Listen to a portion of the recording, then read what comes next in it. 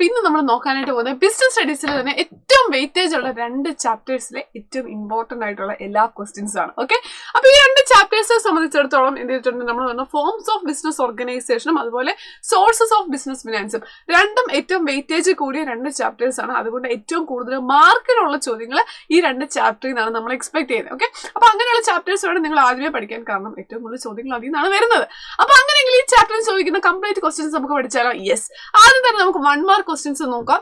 Okay, അപ്പൊ നിങ്ങൾ ഇതിൽ ആൻസർ അറിയാവുന്ന ആളുകൾ എന്ത് ചെയ്യണം, താഴെ കമന്റ് ചെയ്തോളൂ. ഓക്കെ, ഫസ്റ്റ് നോക്കിയാൽ ഡിഫൈൻ സോൾ പ്രൊപ്പർഷിപ്പ്, ഒരു 1 മാർക്ക് ക്വസ്റ്റ്യൻ അവിടെ നിങ്ങളോട് ചോദിക്കുന്നതാണ്.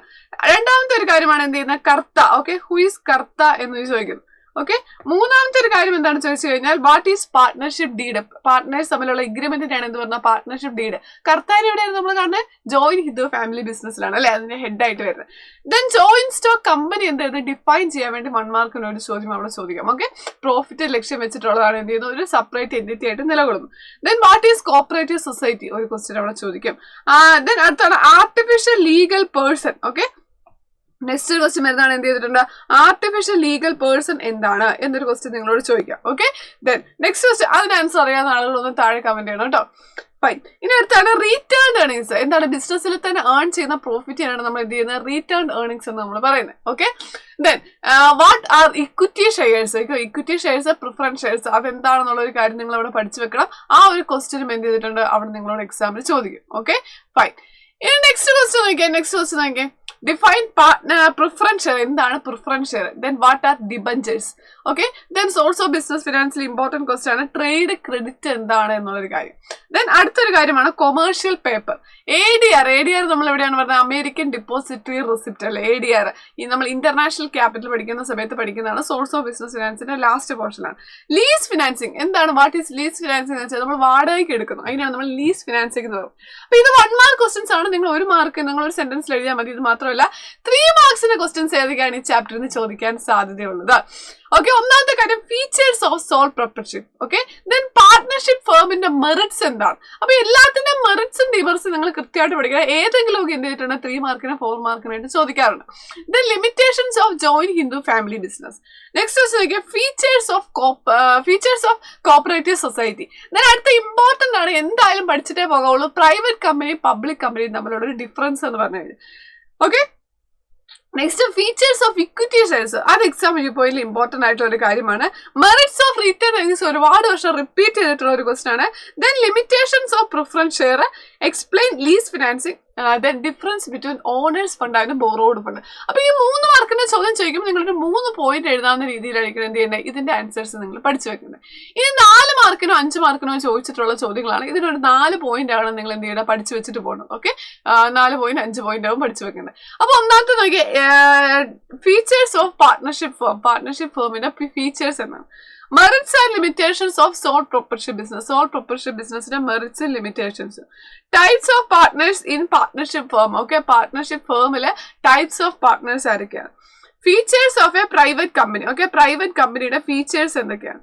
Merits and limitations of cooperative സൊസൈറ്റിയുടെ മെറിറ്റ്സും ലിമിറ്റേഷൻസും എന്താണ്. ഓക്കെ, ഈ ചോദ്യങ്ങൾ എന്ത് ചെയ്യണം, നമ്മൾ കൃത്യമായിട്ട് പഠിച്ചു വെക്കണം. ഇത് റിപ്പീറ്റ് ആയിട്ട് പല വർഷങ്ങളിൽ ചോദിക്കുന്ന ഒരു കാര്യമാണ്.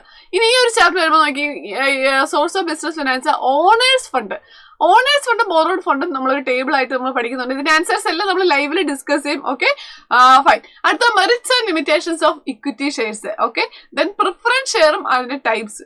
ഡിബഞ്ചേഴ്സ് അതിന്റെ മെറിറ്റ്സും ഡിമെറിറ്റ്സും. Okay, then short time sources of finance ഏതൊക്കെ, ലോങ് ടൈം സോഴ്സസ് ഏതൊക്കെ, മീഡിയം ടൈം സോഴ്സസ് ഏതൊക്കെ, അത് പഠിച്ചു വെക്കണം. ദെൻ ഷെയർ വേഴ്സസ് ഡിബഞ്ചേഴ്സ്, ആ ഒരു ടേബിൾ ആയിട്ട് നമുക്ക് പഠിക്കാനായിട്ടുണ്ട്. ഓക്കെ, ഇനി ഇന്റർനാഷണൽ സോഴ്സ് ഓഫ് ഫിനാൻസ് എന്തൊക്കെയാണെന്നൊരു പോയിന്റ്സ് നിങ്ങൾ എന്ത് ചെയ്യണം, 4 മാർക്കിന് എഴുതാവുന്ന രീതിയിലാവുന്ന പഠിച്ചു വെക്കണം. ഇനി എസ്സേ ക്വസ്റ്റ്യൻസ് ഈ ചാപ്റ്ററുകളിൽ നിന്ന് ചോദിച്ചിട്ടുള്ളത് forms of business organisations. Okay, എന്ത് ചെയ്തിട്ടുണ്ട്, ഏത് ഫോം വേണമെങ്കിലും ചോദിക്കാം. മെറിറ്റ്സും ലിമിറ്റേഷൻസും എല്ലാത്തിന്റെയും നിങ്ങൾ പഠിച്ചു വെക്കണം. ഓക്കെ, അപ്പൊ ഇതിന് മുമ്പത്തെ വർഷങ്ങൾ നോക്കുകയാണെങ്കിൽ ഓരോ വർഷം ഓരോന്നാണ് ചോദിച്ചേക്കുന്നത്. അപ്പൊ ഏതാണ് ചോദിക്കുന്നത് നമുക്ക് പറയാൻ പറ്റില്ല. പക്ഷെ മിസ് ഇത് ഒറ്റ ടേബിളാക്കി നിങ്ങൾക്ക് എന്ത് ചെയ്തിട്ടുണ്ട്, പഠിപ്പിക്കുന്നുണ്ട്. അപ്പൊ ഇന്ന് ലൈവിൽ നിങ്ങൾ അറ്റൻഡ് ചെയ്ത് കഴിഞ്ഞാൽ നിങ്ങൾക്ക് ഒറ്റ ടേബിൾ പഠിച്ചാൽ നിങ്ങൾക്ക് ഒരു ഇന്റർ ചാപ്റ്റർ പഠിക്കാൻ പറ്റും. അപ്പൊ പാർട്ട്ണർഷിപ്പ് ഫേം എന്താണ്, ജോയിന്റ് സ്റ്റോക്ക് കമ്പനി എന്താണ്, സോൾ പ്രൊപ്പർഷിപ്പ് എന്താണ്, ദെൻ കോപ്പറേറ്റീവ് സൊസൈറ്റി എന്താണ്, ഈ കാര്യങ്ങൾ കൃത്യമായിട്ട് പഠിച്ചു വെക്കുക. Then company form suitable for large scale ബിസിനസ്സിന് സ്യൂട്ടബിൾ ആയിട്ടുള്ള കമ്പനി ഫോം ഏതാണ് എന്നൊരു ക്വസ്റ്റ്യൻ ആണ് അവിടെ ചോദിച്ചേക്കുന്നത്. ഓക്കെ. ദെൻ അടുത്ത എന്ത് ചെയ്തിട്ടുണ്ട്, source of business finance. Okay, അതിനകത്ത് എന്ത് ചെയ്തിട്ടുണ്ട്, ഡീറ്റെയിൽ ആയിട്ട് നിങ്ങൾ എക്സ്പ്ലെയിൻ ചെയ്ത് തന്നെ ഇതിന്റെ ആൻസേഴ്സ് എഴുതണം. Equity shares, features, merits, limitations ചോദിക്കും. Equity share, preference share, debentures, ഇതാണ് ആ ചാപ്റ്റർ ഏറ്റവും ഇമ്പോർട്ടന്റ് ആയിട്ടുള്ളത്. അത് നിങ്ങൾ പഠിച്ചു വെക്കണം. പിന്നെ short time and long time sources of fund, ഇല്ലെങ്കിൽ ഷെയർ വേഴ്സസ് ഡിബഞ്ചേഴ്സ്, അതായത് ഒന്നെങ്കിൽ ഷെയർ വേഴ്സസ് ഡിബഞ്ചേഴ്സ്, അല്ലെങ്കിൽ equity share versus preference share. Okay, then different sources suitable for different business needs. Okay, ഏതൊക്കെ സോഴ്സസ് ആണ് അവൈലബിൾ ആയിട്ടുള്ളത് എന്ന്. അപ്പം നോക്കി, ഈ ഒരു 2 ചാപ്റ്റേഴ്സ് നിങ്ങൾ പഠിക്കുവാണെങ്കിൽ തന്നെ നിങ്ങൾക്ക് എന്ത് ചെയ്തിട്ടുണ്ട്, ഒരു 22-24 മാർക്കിനുള്ള ചോദ്യം, ഇത് പാസ്സാകാനുള്ള ചോദ്യങ്ങൾ ഈ 2 ചാപ്റ്ററിൽ തന്നെ ചോദിക്കും. ഓക്കെ, അപ്പൊ അതുകൊണ്ട് ഈ 2 ചാപ്റ്റേഴ്സിൽ, അതായത് ഇതിൽ നിന്ന് ചോദിക്കാൻ, ഇനി ഈ ചോദ്യങ്ങൾ നിങ്ങൾ പഠിച്ചാൽ മതി. ഇതിൽ നിന്ന് ചോദിക്കാൻ സാധ്യതയുള്ള എല്ലാ ചോദ്യങ്ങളും മിസ് പറഞ്ഞിട്ടുണ്ട്. അപ്പൊ ഇതിന്റെ ആൻസേഴ്സ് നമ്മൾ ലൈവിലായിരിക്കും ഡിസ്കസ് ചെയ്ത്. അപ്പൊ ലൈവ് കാര്യങ്ങൾ നിങ്ങൾ മിസ്സാക്കരുത്. ഇത് കൃത്യമായിട്ട് നമ്മൾ ഏറ്റവും ഷോർട്ടായ രീതിയിൽ തന്നെയുള്ള ആൻസേഴ്സ് ആയിരിക്കും ലൈവിൽ ഡിസ്കസ് ചെയ്യുന്നത്. അപ്പം ഈ 2 ചാപ്റ്റർ പഠിച്ചാൽ തന്നെ നമുക്ക് പാസ്സാകാനുള്ള ഒരു കാര്യം അവിടെ ആയി കഴിഞ്ഞു. അതുകൊണ്ട് ഏറ്റവും കൂടുതൽ ചോദ്യങ്ങൾ ചോദിക്കുന്ന 2 ചാപ്റ്റേഴ്സ് ആണ്. ഡെഫിനറ്റ്ലി നിങ്ങൾ ഇത് മിസ് ചെയ്യരുത്. അപ്പം എന്ത് ചെയ്യുക, നിങ്ങൾ ഈ ക്വസ്റ്റ്യൻസ് കൃത്യമായിട്ടൊന്ന് പഠിച്ച ശേഷം മാത്രമേ എക്സാമിന് പോകാവൂ. Okay, thank you.